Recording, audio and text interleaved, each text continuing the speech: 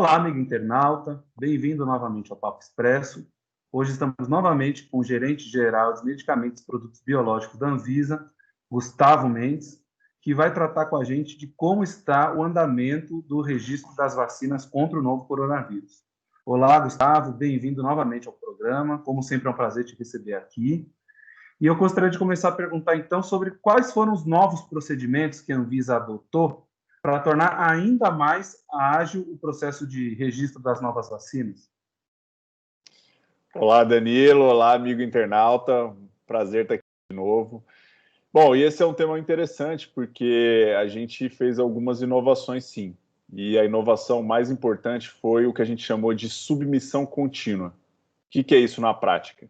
Significa que, para as vacinas da Covid, ao invés de ter que esperar todos os documentos serem elaborados para pedir formalmente um registro na Anvisa, que é a liberação da vacina para uso em larga escala, as empresas poderão compartilhar documentos à medida em que vão sendo gerados. Então, dados, por exemplo, das fases de estudo clínico, fase 1, fase 2, podem já ser disponibilizados à medida que vão sendo concluídas. E a ideia é que trazer mais celeridade, porque se a gente tem acesso antes mesmo da conclusão de todos os estudos, a gente já consegue identificar se tem algum ponto de melhoria, alguma exigência, algum questionamento a ser feito. A gente acredita que isso vai trazer celeridade para o processo ao final. E como é que isso vai funcionar na prática, Gustavo? Uma empresa ela faz um estudo com um grupo de pessoas. Tendo o resultado, ela já encaminha para a Anvisa, e antigamente não era assim, eu estou entendendo dessa forma. Antigamente tinha que se esperar todo o processo e depois encaminhava para a Anvisa. É essa a mudança prática? Isso mesmo, antigamente você tinha que esperar todo o processo ser concluído para poder pedir o registro da vacina. E agora a gente dividiu em pequenos pacotes. Então a gente dividiu em pacotes de segurança, pacotes de eficácia, pacotes de qualidade. E realmente é isso que você falou, são as diferentes fases dos estudos. Por exemplo, até o momento a gente teve 2 empresas que já submeteram por meio desse sistema. E a ideia delas foi submeter, nesse primeiro momento, somente os dados não clínicos, ou seja, aqueles dados que são gerados em modelos animais e modelos laboratoriais. Então, esse é um pacote que já foi disponibilizado. E assim que um estudo, por exemplo, de fase 1, um estudo, por exemplo, uma população específica for concluído, eles podem também compartilhar isso. Pela nossa nota técnica, a gente definiu que o prazo que a Anvisa tem para se manifestar sobre esses pedidos parciais, essa submissão contínua, é de 20 dias. E claro que, à medida em que nós vamos olhando os dados e verificando possíveis situações de discussão, a gente pode chamar as empresas para se reunir, conversar. É um procedimento muito mais fluido do que era o processo de registro antigamente, que precisava de todos os dados e que a manifestação da Anvisa vinha por meio de uma exigência formal. Não era possível fazer uma reunião para discutir essas informações e etc. Então, a gente acredita que essa flexibilidade nesse momento de pandemia é fundamental, porque a gente sabe que quanto mais ágeis nós formos como agência reguladora, mais rápido a gente vai conseguir dar uma resposta. É praticamente, então, um ajuste em tempo real. A Anvisa identificou uma falha ou uma limitação de um determinado estudo, ela já faz o contato, já fala, preciso de esclarecimentos aqui, nesse ponto, naquele ponto, dessa forma que vocês estão pensando em trabalhar? Isso mesmo, já traz muito mais flexibilidade, a gente já identifica quais são as deficiências, chama a empresa e fala, esses pontos aqui precisam ser melhor esclarecidos, ficamos com dúvidas sobre os resultados desse ou esse estudo, e aí isso consegue trazer mais celeridade, porque a gente consegue um diálogo mais próximo e responder os questionamentos de maneira mais rápida. E qual o cenário no momento, hoje, no dia que a gente grava, a gente tem quantas vacinas em estudos, quantas aderiram? Você disse que foram 2 que aderiram a esse novo pacote. Como é que está esse cenário das vacinas em estudo no Brasil? Isso mesmo, a gente teve 2 vacinas que já aderiram a esse procedimento, que é a vacina conhecida como vacina de Oxford, que é uma parceria da AstraZeneca com a Fiocruz para transferência de tecnologia para fabricação no Brasil, e a outra é a Coronavac, que é uma parceria da Sinovac, uma empresa chinesa, com o Instituto Butantan. Essas 2, então, já compartilharam conosco os dados não clínicos dessas vacinas. Também temos duas outras vacinas que estão em estudo aqui no Brasil, que é a vacina da Pfizer e a vacina da Janssen. Essas duas não prevêem uma transferência de tecnologia para o Brasil e não iniciaram ainda esse estudo, esse procedimento de submissão contínua. Existem outras discussões que estão acontecendo aqui no momento na Anvisa, que é, por exemplo, a da vacina russa.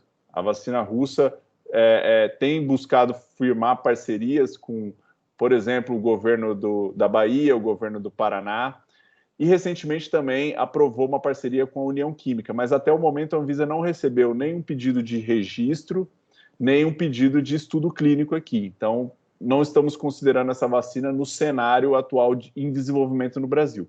Mas é importante lembrar que não é obrigatório as vacinas realizarem estudos aqui no Brasil.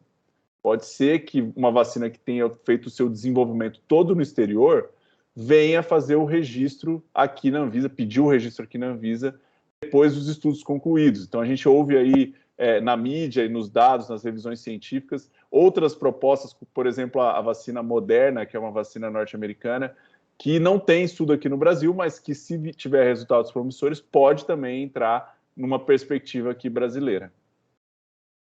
Gustavo, para a gente já começar a encaminhar para o final, que nosso tempo é curtinho, uma crítica que tem sofrido a Anvisa é de que a Anvisa tem trabalhado com 50% de eficácia dessas vacinas, né?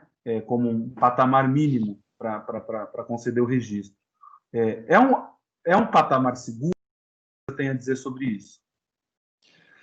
Pois é, essa é uma discussão que é internacional. Desde o começo em que foi instituída a situação de pandemia, a Anvisa e outras agências reguladoras principais no cenário global começaram a se reunir para discutir quais os critérios mínimos para se aprovar uma vacina contra a Covid-19.